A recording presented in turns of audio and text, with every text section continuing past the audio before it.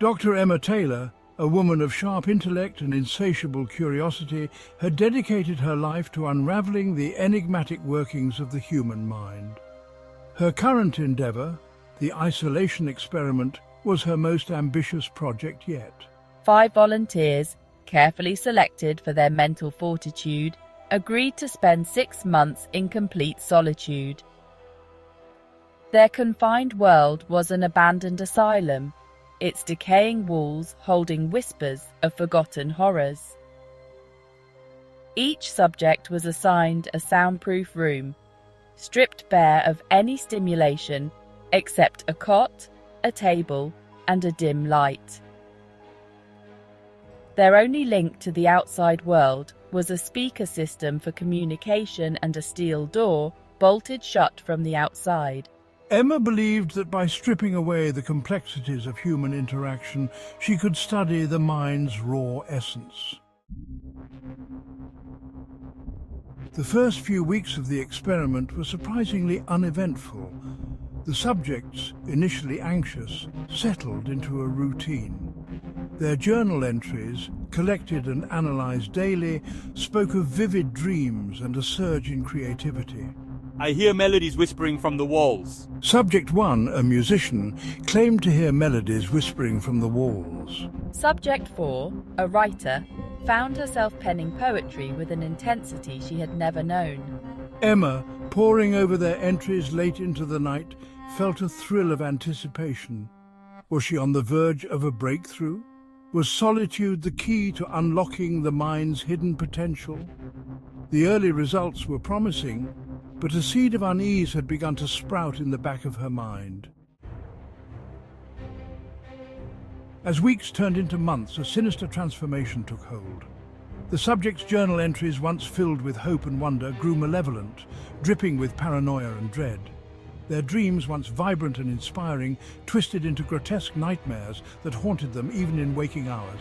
I feel a malevolent presence in the room with me, a chilling breath on the back of my neck. Subject 3, Sarah, a young artist, began to write about a sinister presence she felt in the room with her, a chilling breath on the back of her neck.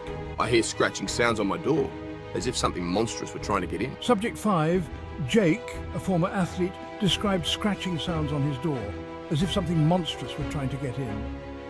Emma, initially dismissive, found herself increasingly tormented.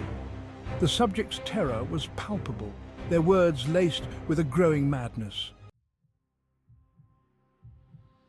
Section 4.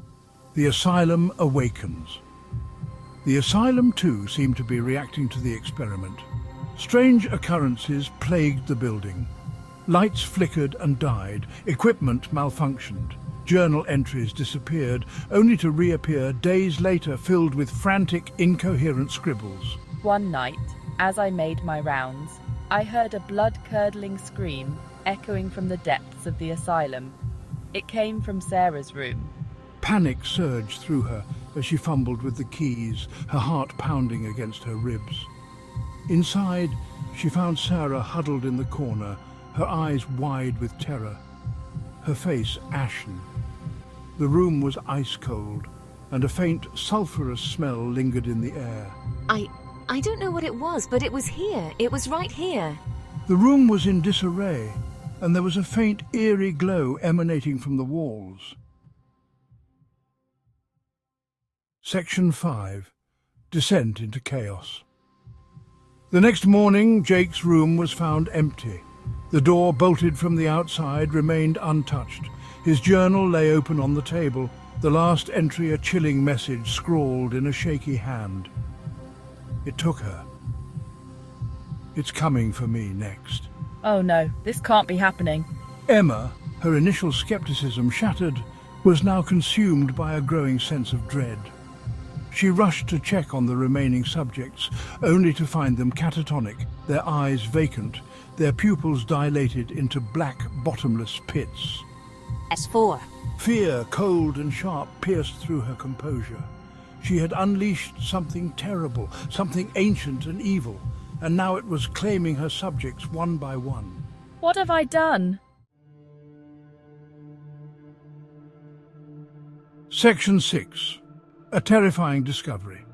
Desperate for answers, Emma delved into the asylum's history.